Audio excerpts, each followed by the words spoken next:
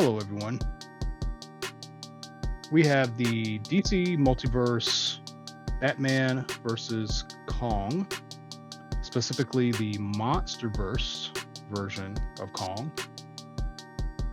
So, this is the legendary universe, basically the American Kong and Godzilla iteration of those characters. So, this is an interesting set. So we've got Kong, we've got Batman, our Hush Batman that we've gotten a few times before, with a small difference. This is a little bit different from the other Hush that have come out before. And then we've got a Page Puncher's Batman to basically scale with Kong. So it's an interesting setup. I don't think I've seen a manufacturer ever do something quite like this before. So going over the package, we get a nice big window. We got that Batman there so you can kind of understand the scale of this thing. Pretty plain on the top. On the sides, we've got this big Justice League versus Kong, Monsterverse, and if I can get it in the shot, DC Cross Legendary Comics. On the other side, we do have a little bit of different text.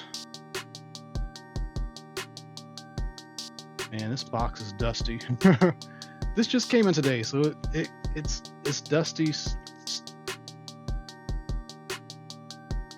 from the manufacturer.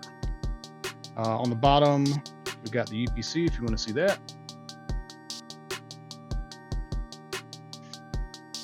And on the back, we've got this really cool artwork. Yeah, this is really nice. I wish this came with a cloth cape, but it did not. So that is the packaging. Let's go ahead and get this guy opened up.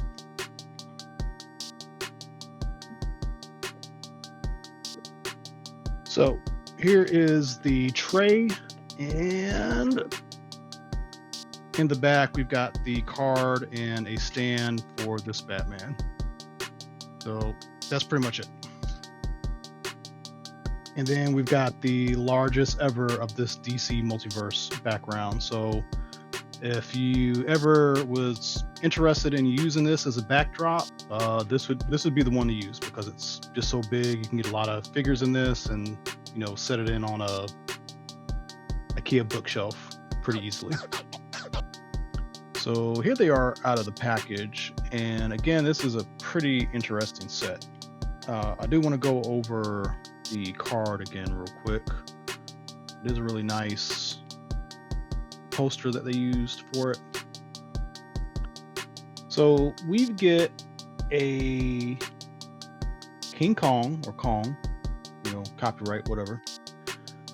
He's got a angry head.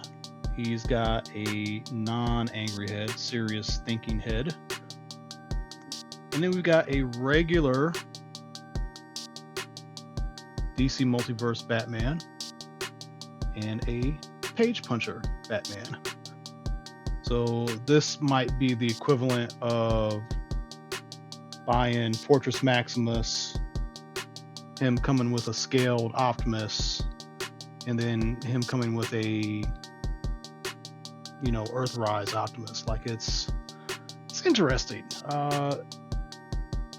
I imagine they did this for a couple of reasons. Maybe they wanted the price point to be a certain thing. Maybe they were worried about just having a product with these two in it. Like maybe people wouldn't get it. I don't know. It's interesting. This item is $69, and your McFarlane figures are basically around 25. They kind of bounce somewhere between $20 and $30. So then you have to ask yourself, is this worth 40? Are these two things worth $40? So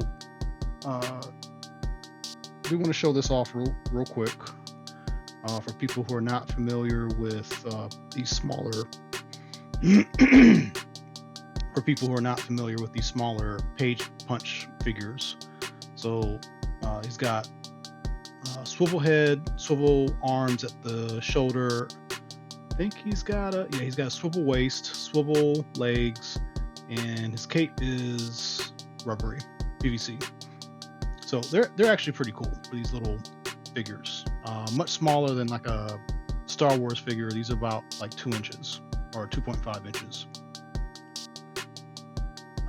We'll talk about this Batman in a moment. And Kong is very simplified.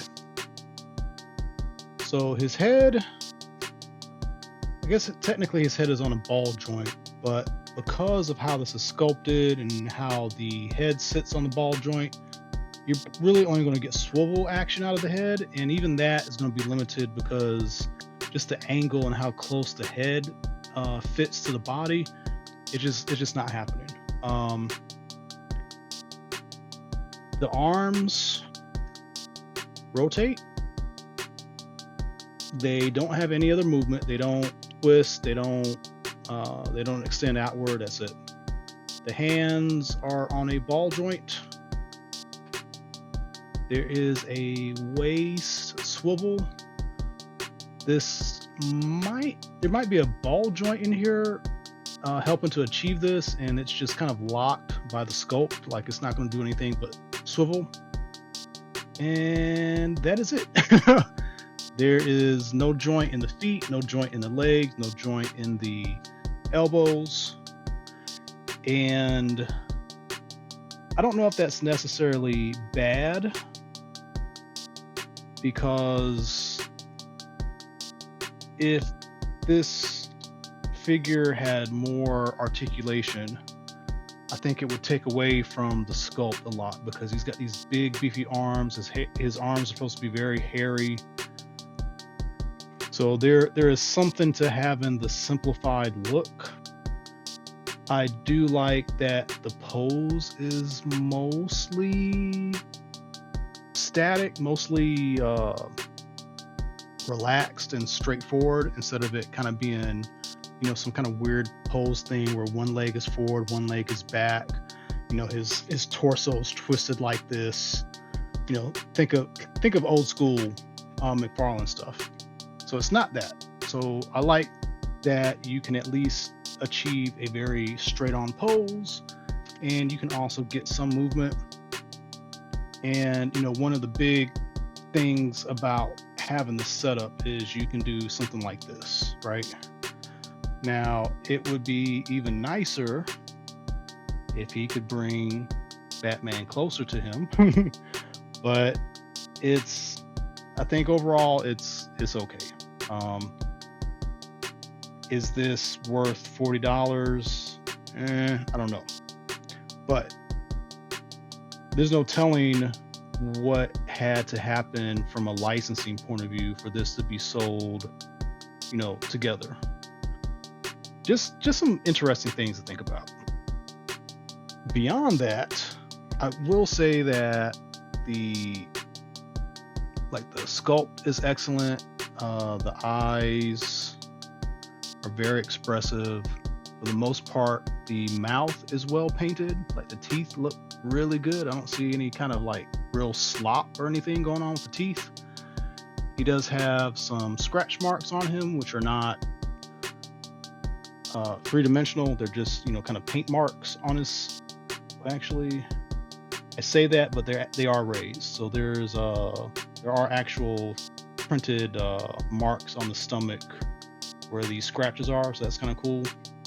And the fur pattern looks very nice. Like it goes from this thick fur to more fine fur, and there is some two-tone stuff going on. So there's a base color for the skin, there's some kind of dark wash, and then there's some kind of light, we'll call it dry dry brushing, some kind of a top layer that's been, tapped on. So that's cool. Although on the back they kind of skipped all of that, like they don't want you to really think about the back too much.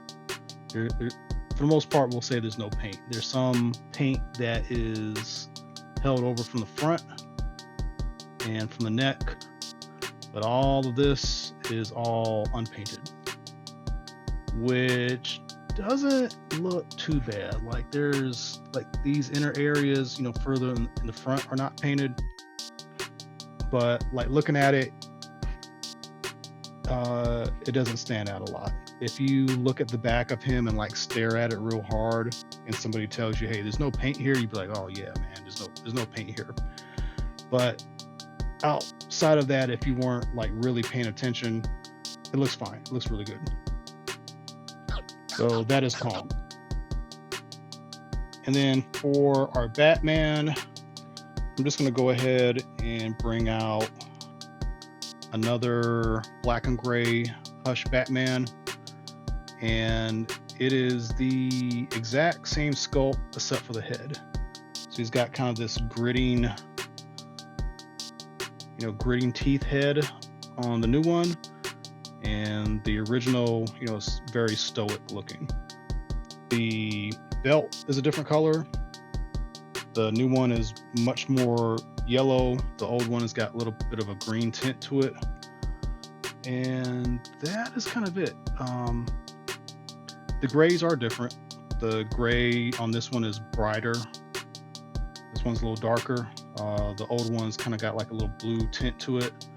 And the blacks are different. Like black is much darker, like black on here, and this one's kind of more like it's just not as black. It's like a slightly on toward the gray side of black on this one. Everything else is the same, same rubbery cape, same everything else.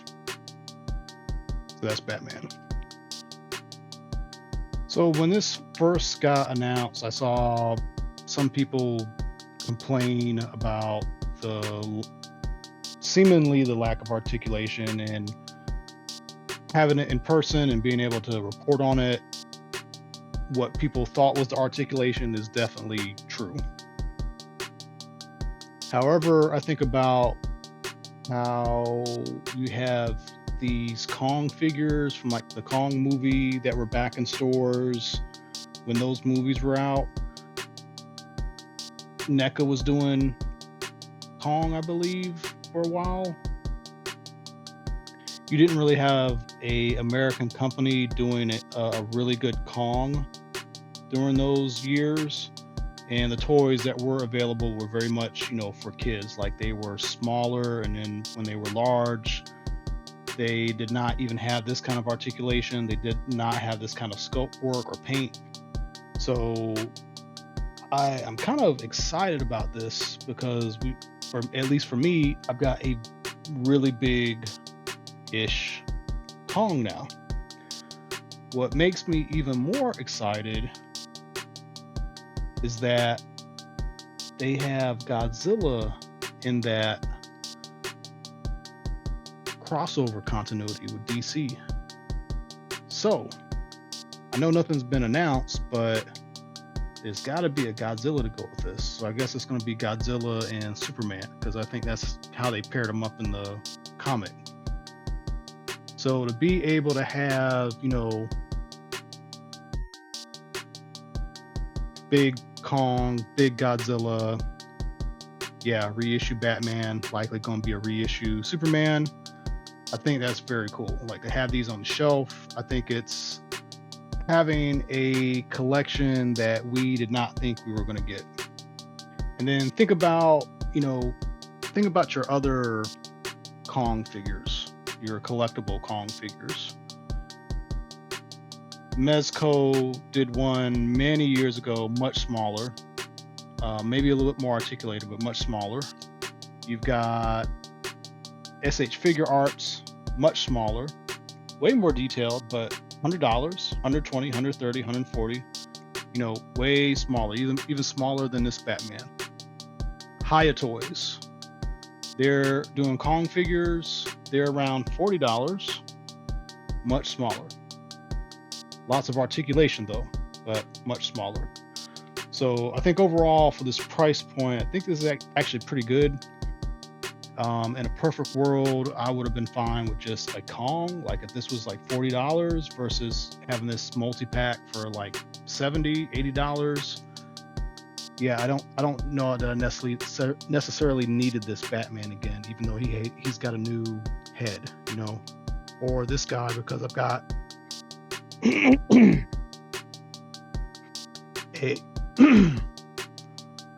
a blue and gray version of this that came out before.